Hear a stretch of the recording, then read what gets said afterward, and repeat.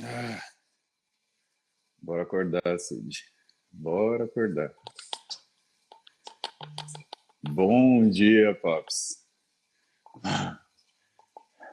Bom dia com torta. Bom dia, bom dia, bom dia. Muito boa essa caneca, hein? E ainda tem essa aqui, ó. Ó. Ah, muito legal. Eu tenho uma caneca que tá escrito tomar no cu, né? Mas de manhã, de manhã às vezes é o que dá. Isso lembrou aquele videozinho que eu te mandei, né? Com certeza, com certeza. Pops, vamos, antes da gente começar a falar de massa muscular, deixa eu perguntar rapidinho. O que, que vai ser o tema do senhor para o Wayne? Vou falar sobre as atualizações da betalanina, os novos protocolos que a gente descobriu, que foi tema de mestrado da minha atual doutoranda, a Bruna, e a gente fez um trabalho muito bacana com SIT, que é Sprint Interval Training, com um protocolo extremamente intenso. Nós fizemos 4 sprints de 30 segundos ao out, seriam 4 testes de wingate, com Aham. 4 minutos de intervalo entre cada um deles. Nossa, ela vomitou? Vários, vários. A gente já deixava o balde na frente da bicicleta. Ah, porque ali é Então, azeda mesmo, né? nós perdemos 13 participantes da amostra. Os caras não quiseram fazer de novo. Tiveram repetir o teste. Mas a gente encontrou resultados bem bacanas. Né? E E já betalanina, o pessoal pensa que é só um. É pra sentir a coceirinha do pré-treino, né? o grande problema é que tem muita gente que pensa que é só tomar betalanina no pré-treino e treinar. Vai sentir, talvez sinta a parestesia, mas o efeito, que é aumentar as concentrações de carnosina, isso não vai ocorrer. Se você não fizer essa saturação de 4 a 6 semanas, não tem como. Então ela começa a trabalhar melhor depois desse período. Porque você não aumenta as concentrações de carnosina. Agora, uma outra coisa interessante é que o próprio treinamento em si aumenta as concentrações de carnosina. Isso eu não fazia ideia que acontecia. Pois é, cara. E você vai ver que na aula, eu até apresentei isso lá no Congresso do Rodolfo. Eles fizeram uma comparação em bodybuilders e pessoas destreinadas. E, logicamente, que fizeram a biópsia no quadríceps. Só se faz no braço lateral, né? Infelizmente. Mas os caras biopsiaram, né, os bodybuilders treinando e os caras destreinados e viram que as concentrações de carnosina eram muito maiores nos bodybuilders que no pessoal destreinado. Então, isso vem provar o quê? Que o treinamento por si só faz com que as concentrações aumentem. Agora, dependendo do treino que você faz, elas diminuem. Porra. Se você for treinar para correr maratona, por exemplo, elas vão diminuir. Caramba. É. É, porque teoricamente você está jogando efeito enzimático, resposta enzimática para cima, metabólico para cima, né? Então, para que eu vou fazer tamponante se eu quero mitocôndria, né?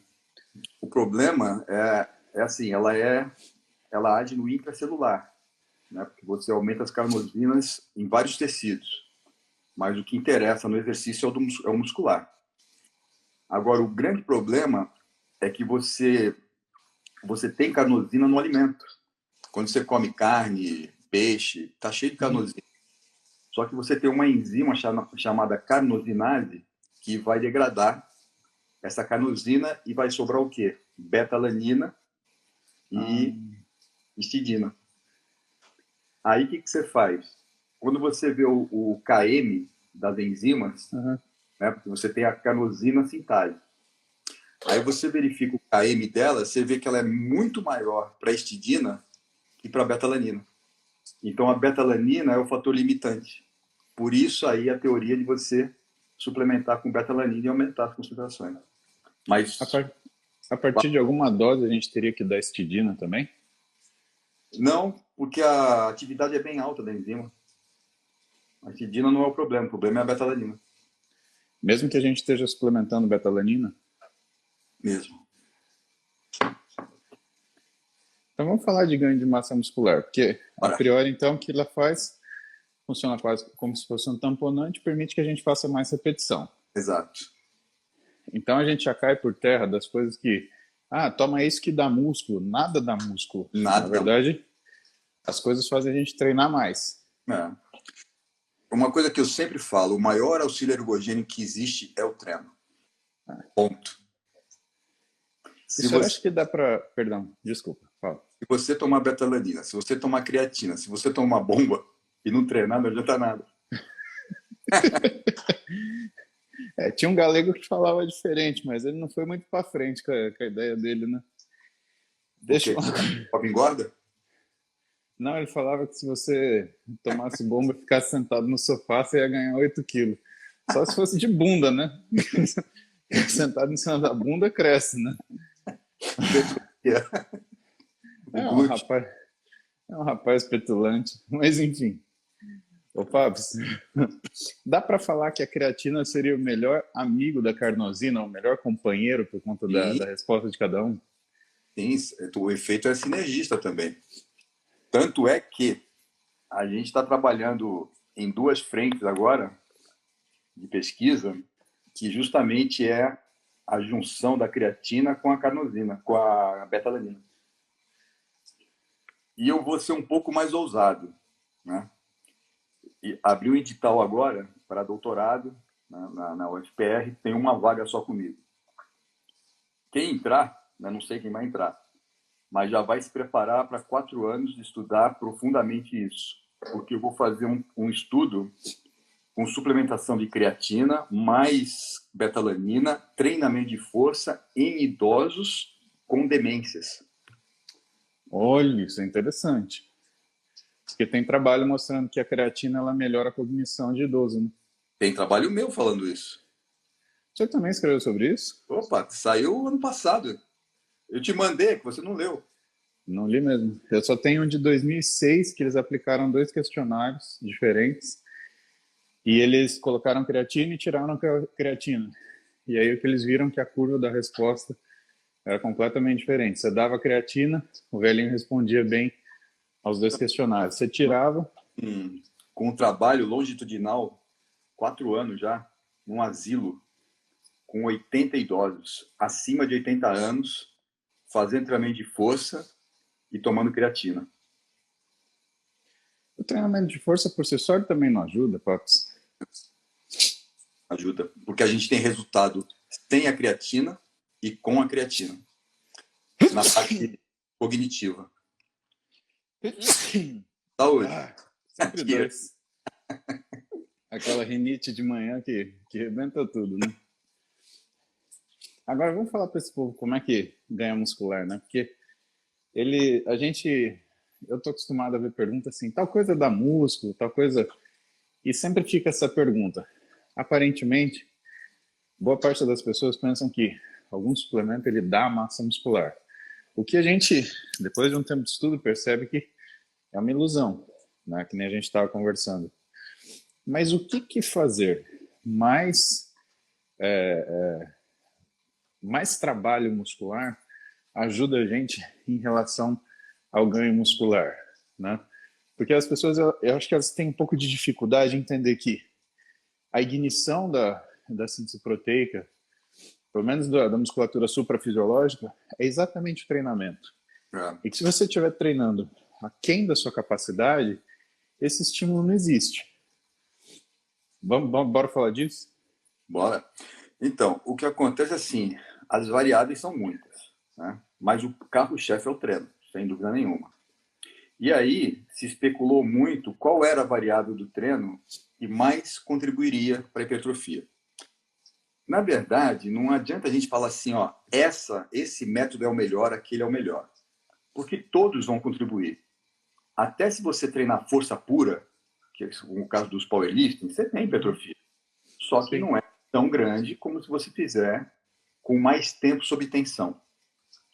E esse tempo sob tensão, ele é causado por causa da inflamação. A gente já conversou sobre isso uma época, né? Uhum. Então, todo o processo começa na membrana do músculo. Esse processo inflamatório, ele passa para o intracelular, e aí a gente tem uma série de cascatas de reações que vão aumentando esse processo inflamatório, e esse processo vai desencadear uma série de reações bioquímicas que vão ativar, finalmente, aquela via catein-mTOR, e se essa via catein-mTOR não estiver ativada, não tem síntese proteica, né? E isso acontece quando você tem tempo para tensionar o músculo. E esse tempo, ele vai flutuar mais ou menos entre 40, 50 segundos, por aí. E uma outra coisa que vai contribuir, então, por exemplo, cai por terra aquele negócio de a gente fala assim, não, quanto mais peso, melhor. Não, ao contrário, né? Eu tenho um peso adequado, mas um tempo sob tensão adequado também. E é uma coisa que o Kai Green fala muito, né? Assim, ó, não adianta eu levantar peso, eu tenho que contrair o músculo, né? Que é um cara que nunca treinou com altas cargas. Mas aí você fala assim, pô, mas se o Kai Green chegou daquele tamanho sem altas cargas, o Ronnie Coleman, pelo contrário, provou que com altas cargas ele fazia aquilo. Só que o Ronnie Coleman trabalhava com altas cargas com tempo sob tensão alta. É. E você sabe que uma vez eu encontrei com o Ronnie Coleman, uma vez, em 2009, a gente foi para uma FIBO na Alemanha, né? E, pô, tem... Caraca, pai, tem 12 anos isso. Jesus. E ele estava lançando a linha de suplemento dele. E a gente estava almoçando numa área dos sponsors, né, da FIBO, e por um acaso eu sentei perto dele, puxei assunto, e a gente começou a conversar. E aí eu tinha visto ele treinar uns 2 dias atrás, numa academiazinha, ali perto da FIBO, e assim, aquela época, eu não sei se eu não olhei muito, eu não sei se Essen não tinha tanta academia assim, mas o fato é que muita gente tinha ido treinar nessa academiazinha. Para o senhor ter uma ideia de como era simples, não tinha cabo de aço nos aparelhos de polia, era corda. Uhum.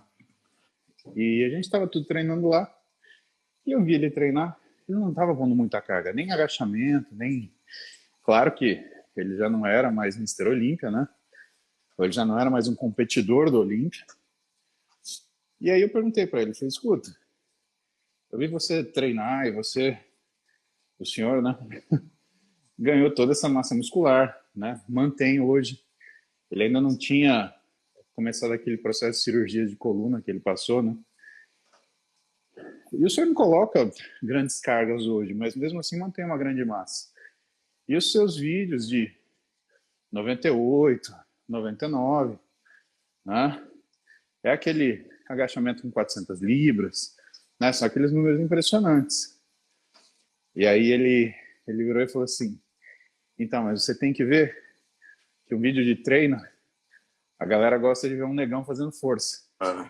Ele falou nessas palavras, assim, né? E aquilo me tocou um sininho, porque eu falei, porra, quer dizer que nem tudo que a gente vê é real, e Exatamente. muito do que a gente não vê é a rotina. É.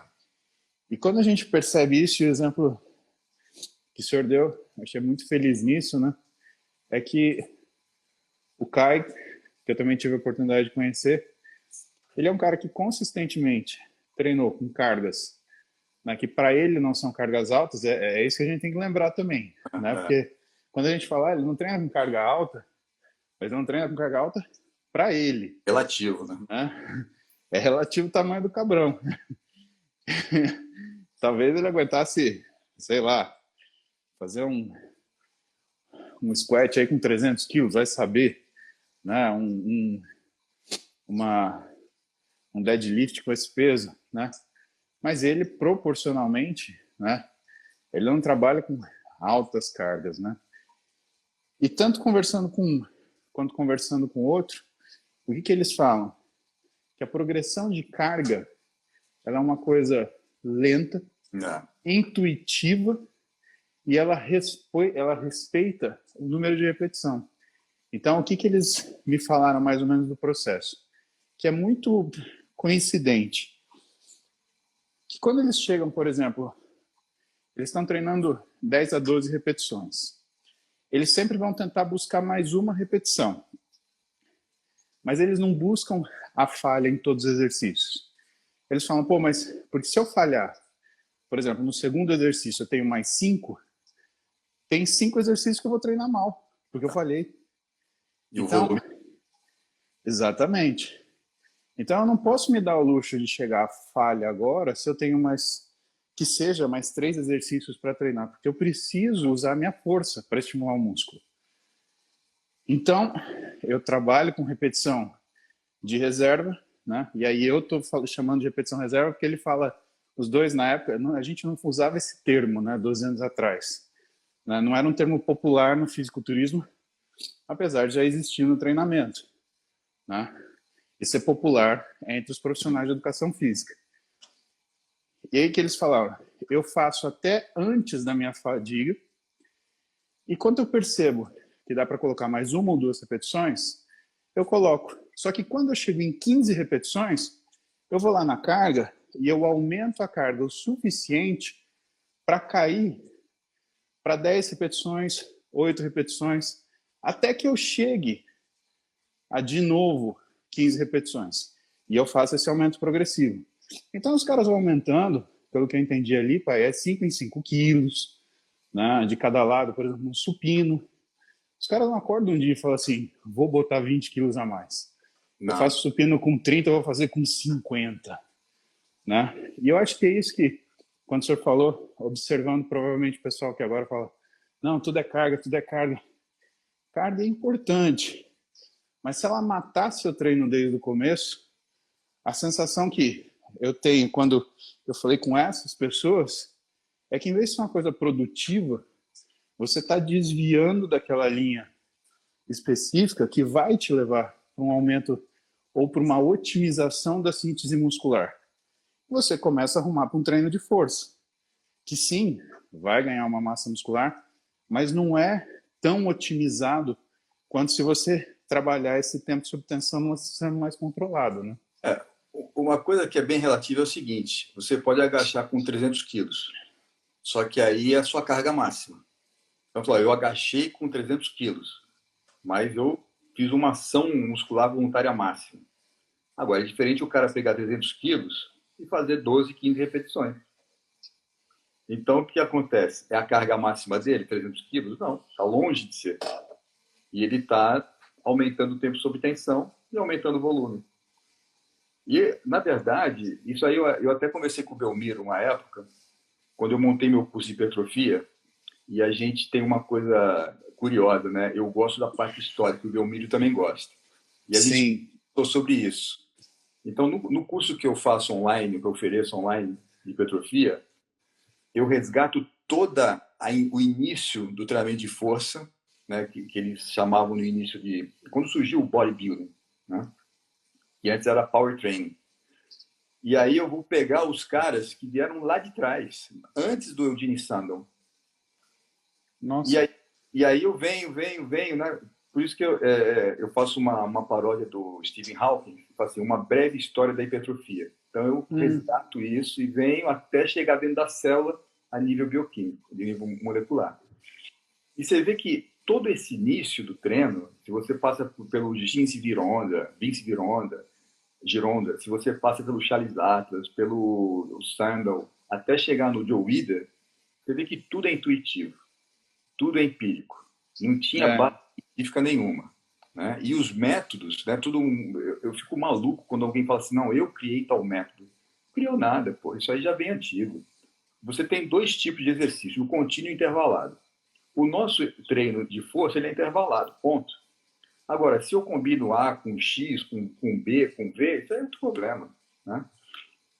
E tanto é que naquela época os caras foram fazendo as coisas intuitivamente e dava certo. E continua dando certo até hoje. Você vê, a biópsia muscular, ela apareceu no início da década de 1960.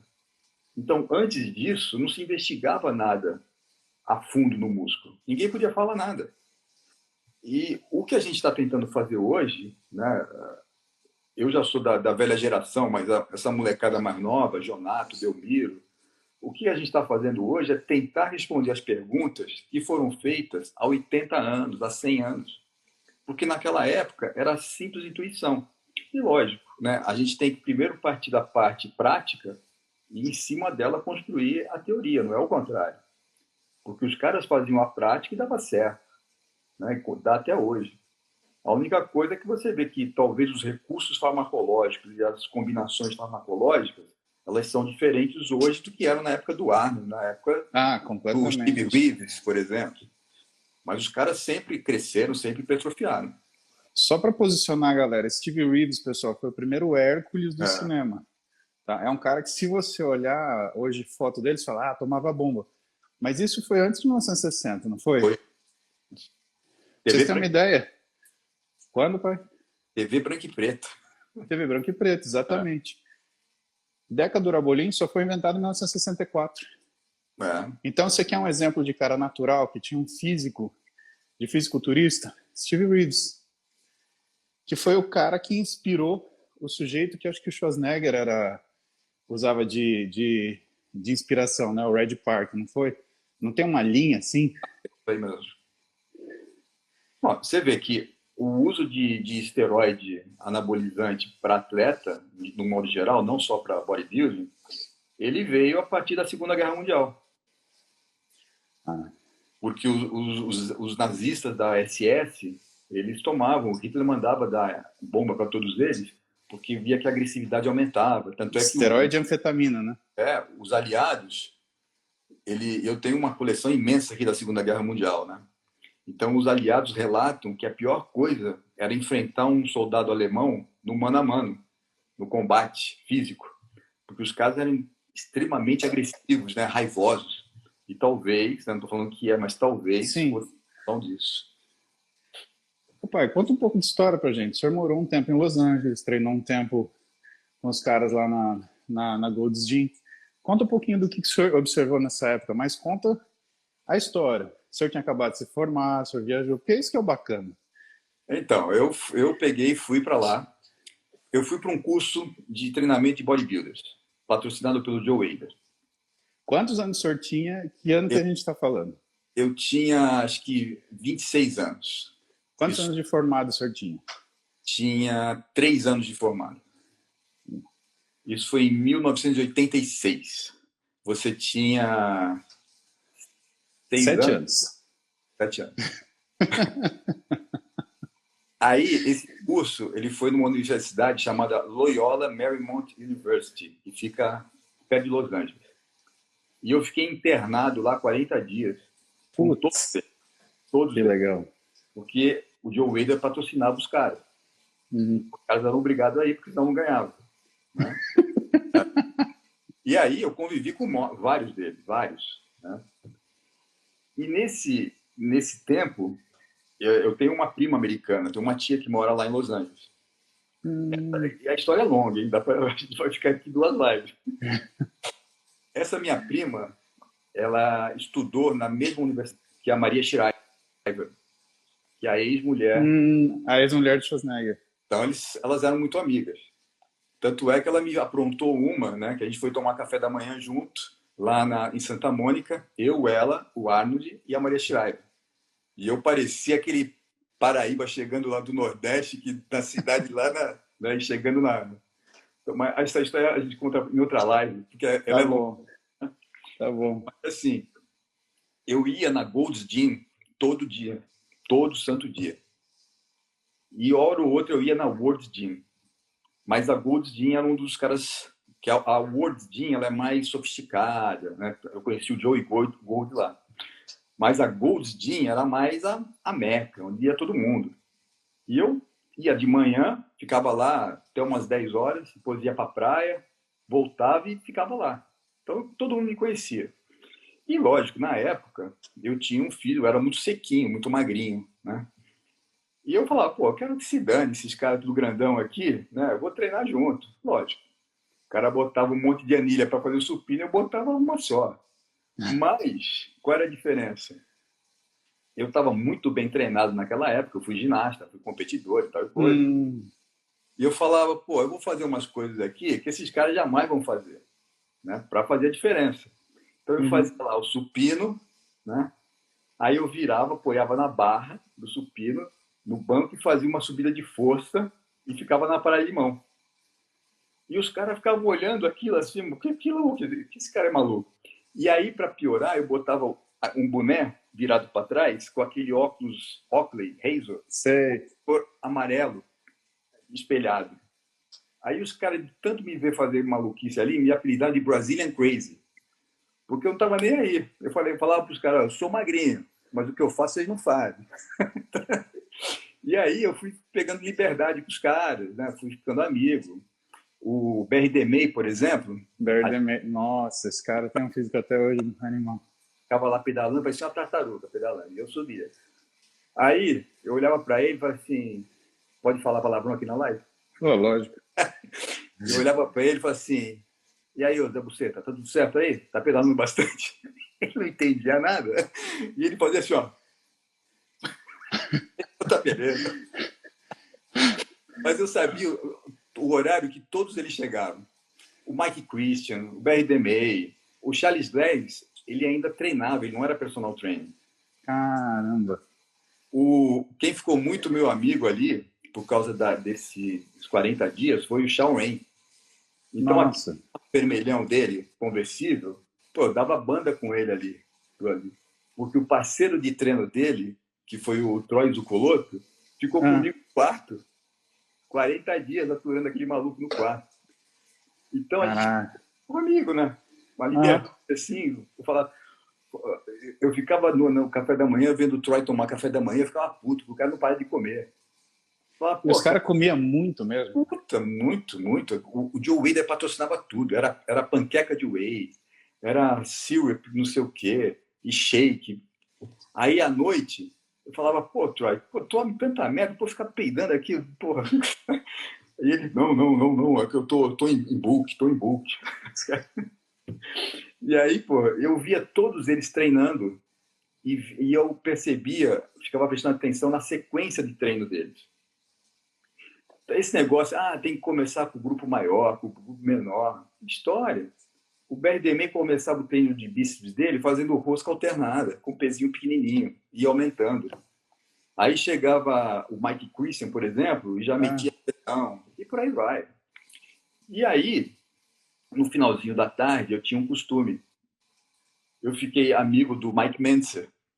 Então, banquinho, junto com ele, no final de tarde, a gente ficava ali papeando. Né? Ele já estava gordo, né? Já estava...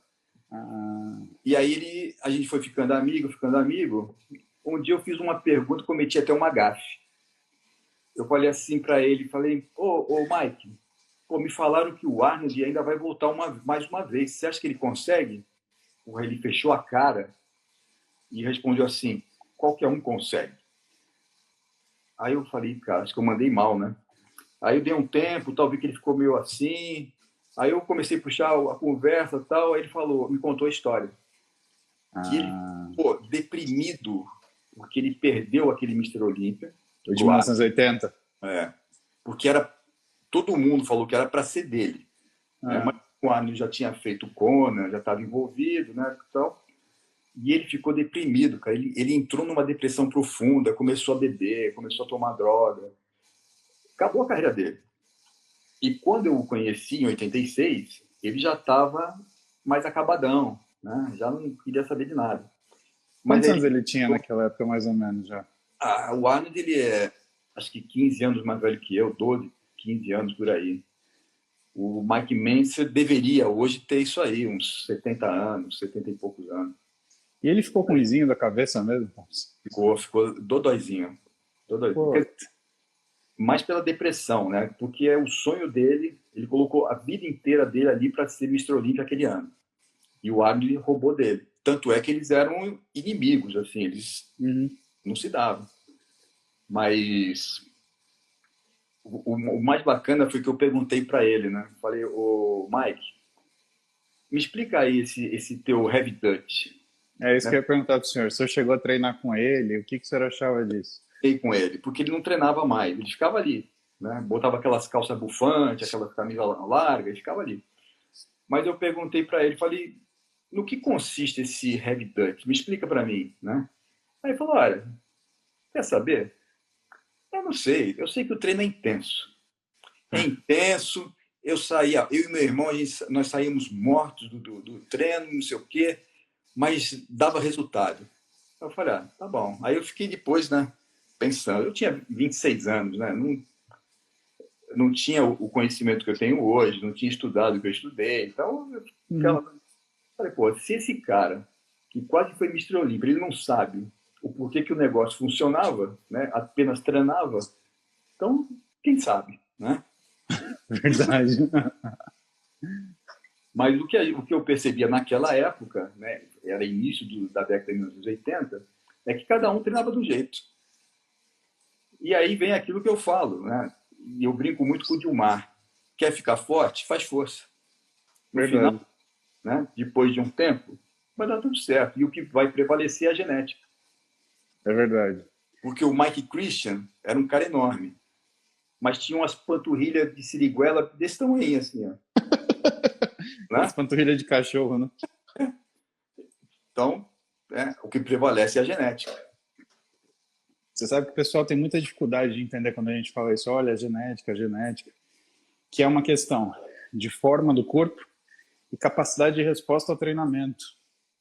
Então não é que o cara nasce grande, a genética não é que ele nasce grande, é que ele responde muito bem ao treinamento e ele responde numa faixa muito ampla. Então se você der série de 15, o cara hipertrofia. Se der série de 6, o cara hipertrofia. O que acontece com, pelo menos que eu imagino, com muitos de nós, é que a gente tem, quando a gente não tem uma genética tão especial assim, a gente tem um narrowing, né? Uhum. Um estreitamento dessa faixa hipertrófica. Ou seja, ah, eu tenho, por exemplo, uma genética de forma física, mas eu não tenho uma genética de ganho muscular. Eu tenho que brigar muito para o meu físico desenvolver, né? E isso quer dizer que, para mim, o que eu percebo? Se eu for para 15 repetições, ou se eu cair para 6, eu adapto para resistência anaeróbica ou para força. Mas eu Ajuste. não faço a mesma hipertrofia que eu faria entre 8 e 10. E aí, o que vem o pulo do gato? Se eu fico treinando 8 e 10, pai, eu vou perdendo força. Então, em algum momento, eu tenho que estimular a força para esse 8 e 10 ser relevante. Porque não adianta você fazer, eu faço 10 repetições com, sei lá, 40 quilos de supino de cada lado. Bom, tudo bem, você está fazendo um supino aí de 90 quilos. Só que há quanto tempo você faz isso? Uns 5 anos. Pô, você já não tem ajuste nenhum. Exato. Você não tá dando informação. E aí, tá? É mais ou menos por aí. É, mais ou menos por aí. Uma coisa que a gente tem que falar para a moçada aí é o seguinte: por exemplo, você tem uma genética privilegiada. Só que você tem uma genética, uma formação no peitoral, que todo mundo fala, pô, parece o Arnold, né? O Arnold brasileiro. Mas isso é um desenho muscular seu. Então não adianta as pessoas treinarem que nem você, que não vão ficar com o peitoral igual ao seu, com o mesmo desenho. E você vê que cada um tem uma forma, e essa forma ela não vai mudar, ela vai hipertrofiar, mas ela não vai mudar. Né? Uhum.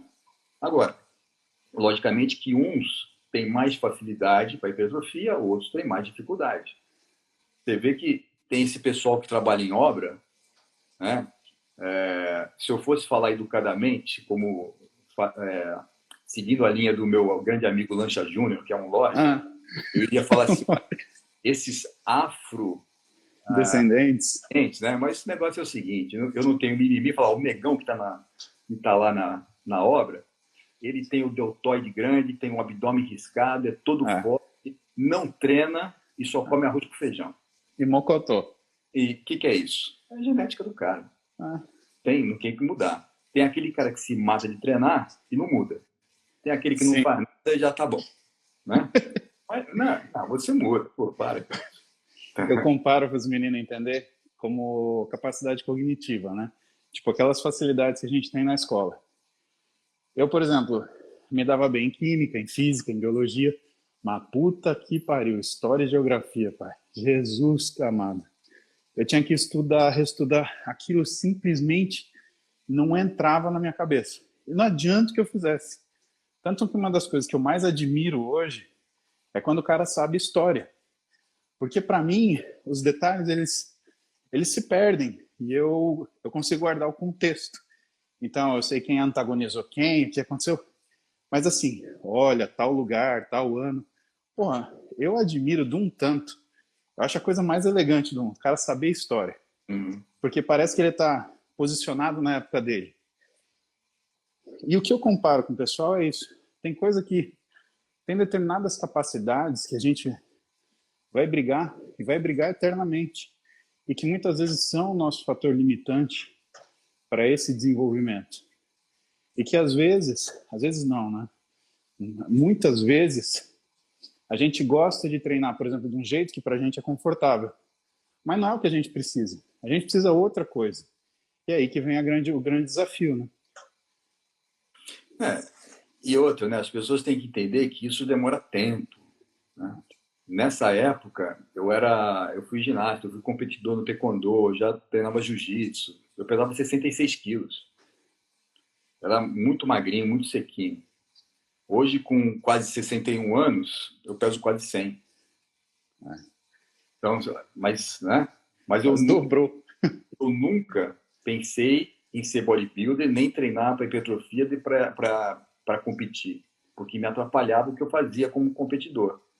Eu comecei a treinar certinho e colocar na cabeça que eu ia ficar grandão quando eu estava nos Estados Unidos, quando eu fui fazer o pós-doutorado.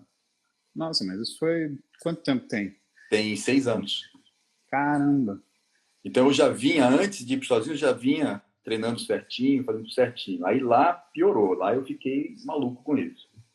E de lá para cá, né, eu fui tendo esse... Tanto que outro dia eu coloquei um post que eu estava num American College e com 3 anos de diferença um para o outro. Aí eu ainda brinquei assim, vocês notaram alguma diferença no pôster? Né, mas eu tô lá um magrinho, no outro lado eu tô bruto, né? Mas agora sim, o que eu falo hoje em dia é que eu não quero mais competir com nada. A única coisa que eu quero competir é contra a velhice. Então, ou velho ficarei, mas vou morrer um velho grande. Então, tá tudo Boa. Ficaremos, né? Se tivermos sorte, ficaremos, né? Essa que é o X da questão. Não, mas eu faço minhas contas já, viu? Eu faço minhas contas porque, ó, faço assim. Esses dias a Maria Clara passou do meu lado, toda espichada. Eu falei, meu Deus do céu. Alguma coisa acontecendo. Uma filha de 17, uma de 10, as coisas estão... A Tayla tá andando... com 1,57 m. 12 anos. Mole não. Essa vai ser espichada. Essa vai ser espichadinha.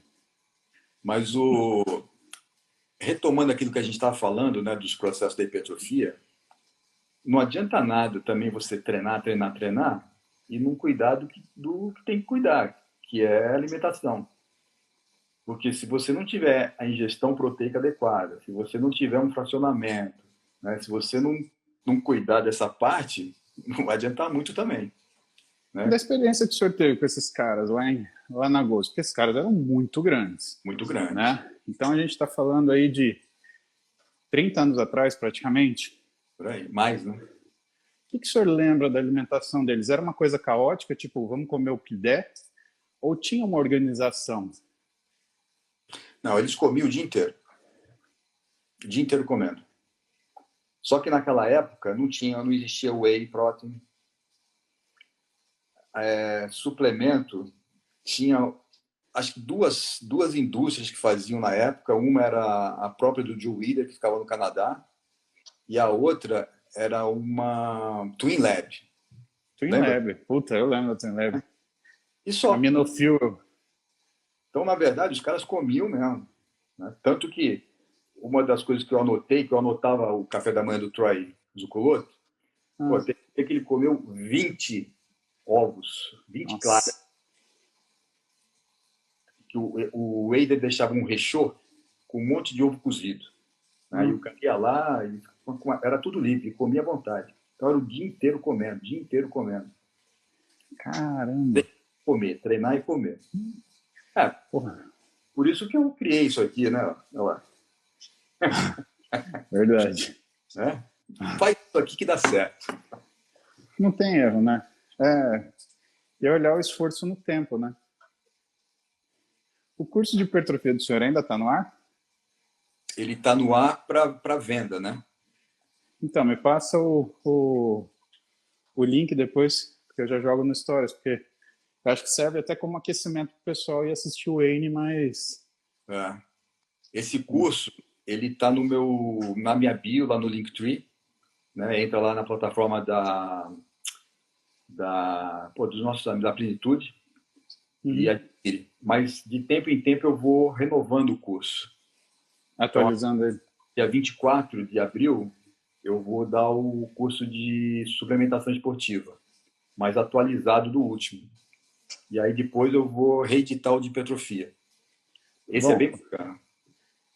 Me manda o link, porque aí eu já coloco direto pro pessoal, para o pessoal já dar aquecida, né? Porque a gente vai ter o Wayne esse ano. Finalmente vamos ter o Wayne, né?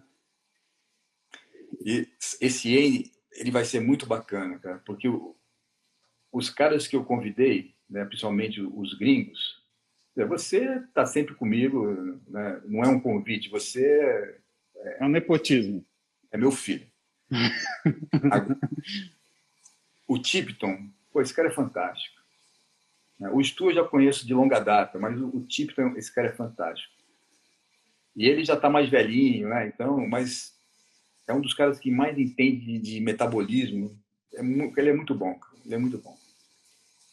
E a ideia é a gente todo ano fazer um Wayne diferente. Quer dizer, eu vou mudar os gringos, porque você vai estar comigo em todos os anos, né? Mas a cada ano eu vou mudando, até a gente poder fazer um presencial. Putz, isso vai ser legal. Quando parar a pandemia. Um cara que eu quero trazer vai ser o Andrew Fry. Você já me falou dele. Esse cara, ele é old school. Esse cara, ele está na Kansas University. Ele foi o primeiro cara, um pioneiro a falar sobre as vias de sinalização, e ele praticamente é o pai do overtraining e overreaching. Caramba! É o cara. E tem dá tempo de contar uma historinha, não? Dá sim. Temos uns 12 minutos aqui ainda. Então, eu vou te contar como é que eu conheci o Andrew Fry. Se você pegar minha dissertação de mestrado e a minha tese de doutorado, você vai ver que eu cito o Andrew Fry de cabo a rabo. Porque eu li tudo que esse cara escreveu. Né? Eu sou fã dele. Há uns 5 anos, eu estava no NSA e a minha amiga, a Travis Trippett, que também é old school, ela era chefe de departamento da universidade que eu estava, na Appalachia. E a Travis falou assim para mim: ô Tasso, vai ter o NSA agora em julho, você vai? Eu falei: eu vou. Ó, eu vou me candidatar à presidência. Eu falei: pô, tô contigo, né? Já voto o Bitar, se quiser. E vou lá. Aí fomos. Aí a gente estava lá no NSA e os caras chamaram os candidatos à presidência. Eles tinham 2 minutos para falar o que aqui vieram, né? E aí eles chamaram a Travis lá, a Travis foi, falou, não sei o quê. Eu estava ali sentado, né, torcendo por ela. Aí passou um senhor, meio barrigudinho assim meu filho, tá vaga a cadeira aí do seu lado? Eu falei: tá, se o senhor quiser pode sentar. Aí ele sentou, né? Tô olhando para frente, o cara do meu lado. Aí ele falou assim: poxa, tomara que a Travis ganhe, né? Eu falei: sim, senhor, tomara que ela ganhe. Eu tô aqui torcendo por ela. Pô, você tá torcendo por ela? Eu falei: tô, né? Pô, mas então que bacana, eu também tô, eu conheço a Travis há muito tempo, blá, blá, blá. Mas eu nem me liguei quem era o cara. Eu tô conversando com ele, né? Aí, de repente, eu não sei o que aconteceu, ele virou. Eu acho que o Bill Kramer estava entrando e ele virou para chamar o Kramer. Seu Bill, vem sentar aqui, não sei o que lá. Quando ele virou, o crachá dele apareceu. Fry. Puta que pariu. Mas olha o detalhe. Quando eu vi, era que nem aquele desenho, que o olho do desenho faz assim. Falei: caraca, é o Andrew Fry que daqui até agora eu não sei. Só que o que eu fiz? Eu não passei recibo. eu vi que era o Fry, internamente eu comecei a dar pulo, mas Manteve a linha. Né? Ele voltou, virou, aí eu tentando me controlar, mas falava, pô, mas sabe, acho que a Travis vai ganhar. Ele, não, nós vamos ganhar, não sei o quê. A Travis ganhou. Aí a Travis veio falar comigo, né? E deu um abraço nele. Aí ela assim, Andy, pô, obrigado que você está aqui. Aí eu assim, não, eu tô aqui com esse rapaz aqui lá do Brasil. Pô, gente boa esse garoto aqui, não sei o quê, assim, né? Aí eu cheguei assim, pois é, Travis, pô, estamos aqui, eu e o Andy. Já fiquei íntimo. Falei, tô aqui, eu e ele torcendo por você. Pô, que legal, não sei o quê. Então vamos para a sala de recepção, que eles vão servir vinho. Vamos lá beber vinho. Eu falei, pô, vamos lá. Já saí abraçado com o Andy Fry. Cara de pau, né? Já saí abraçado com ele. Aí eu até postei, acho que a semana passada eu postei isso, né? Toda a sequência. E aí no final tá lá eu, a Travis e o Andrew Fry com uma taça de vinho ali, né? Bebendo. Mas eu depois, quando eu fui para casa, eu falei, caraca, bicho, eu tava já uns 15 minutos conversando com o cara, não sabia quem era, né? Depois eu descobri que era o Andrew Fry. Puta merda. E aí ele ficou muito meu amigo. Tanto que passou uns 3 anos, 4, e eu ia pro NSA todo ano, né? Aí teve um ano, acho que foi a última vez que eu fui. Eu estava chegando lá, e fui lá para pegar os crachás, as coisas e tal, e estava falando não sei quem, pelo WhatsApp ali, estava desconcentrado e tal. De repente eu escuto uma voz assim, Tácito, bom dia! Aí eu falei, caraca, alguém falou em português comigo? Porque nunca vai brasileiro lá. Eu sou o único brasileiro que vai para o NCA. Há tempos, e o Simão, mas o Simão não vai mais. Aí eu falei, caraca, alguém falou em português comigo. Quando eu olho, era ele. Aí eu falei, porra, tá aprendendo a falar português, porra? Pô, mas foi muito bacana. Esse é um cara que eu quero trazer, cara. Que coisa, né? Quando a gente vê as coisas como é, tem suas diferenças, suas semelhanças, né? Quando a gente vai num show de esporte, né, num evento esportivo, não Olímpia, por exemplo, a gente sabe exatamente como o cara aparece, mas a gente não faz ideia daquilo que ele pensa. É. E aí o que a gente acaba valorizando? Claro, a competição, mas aquele minuto da round table, onde o pessoal senta junto, começa a discutir, conversar. Melhor lugar, melhor. E quando você vai para um evento científico, né, você sabe tudo que a pessoa pensa, mas você não faz ideia de como ela aparece. É. E o que é legal é que a gente tem essa oportunidade dessas surpresas, né? Que eu vivi de certa forma, por exemplo, quando eu era plantonista de trauma, né? E às vezes eu estava no centro cirúrgico trabalhando e chegava um acidente na porta do PS. E aí eu saía de roupa de centro cirúrgico, suado, com sangue, com gesso, né? Daquele tamanho. E aí o cara tava lá, tinha caído da moto, né?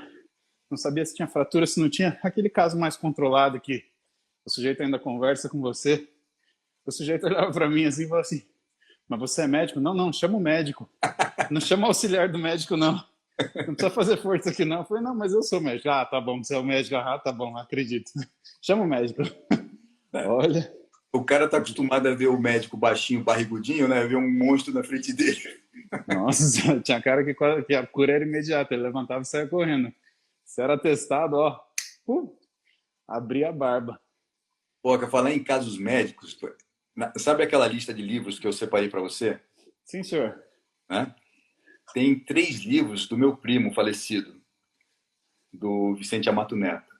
Uhum. Ele conta as crônicas, né, que ele fala, de casos de residência, de casos de plantão. Cara, mas é muito gozado, porque ele escreve com português assim muito fluente, mas muito tranquilo, né? Uhum. Você chora de rir, cara. Eu vou te dar esses livros dele. Você vai falar, ele foi residente na primeira residência que teve na Hospital das Clínicas. Imagina só. Deve ter 1900. muita história.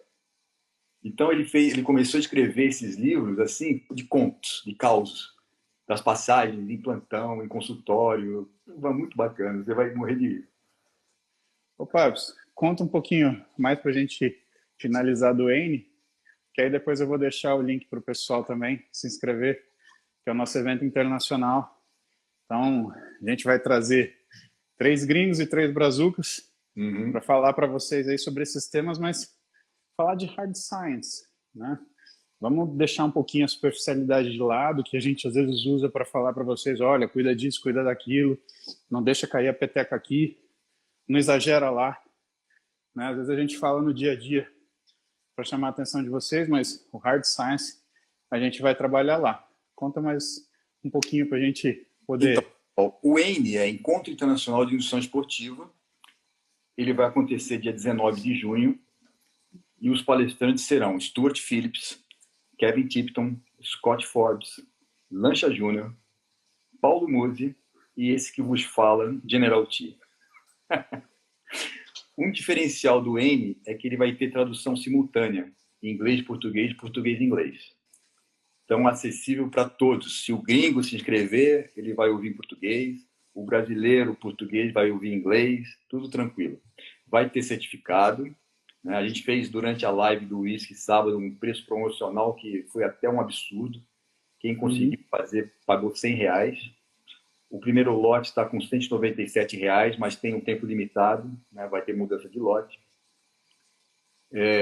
Certificado, tradução simultânea. E o final do N vai ter uma mesa redonda, com os 6 palestrantes ali à disposição, respondendo perguntas e discutindo entre si. Então, assim, é um evento imperdível, né? Quando que você ia colocar os 6 juntos num evento só? E o mais difícil é trazer esses gringos em combinação.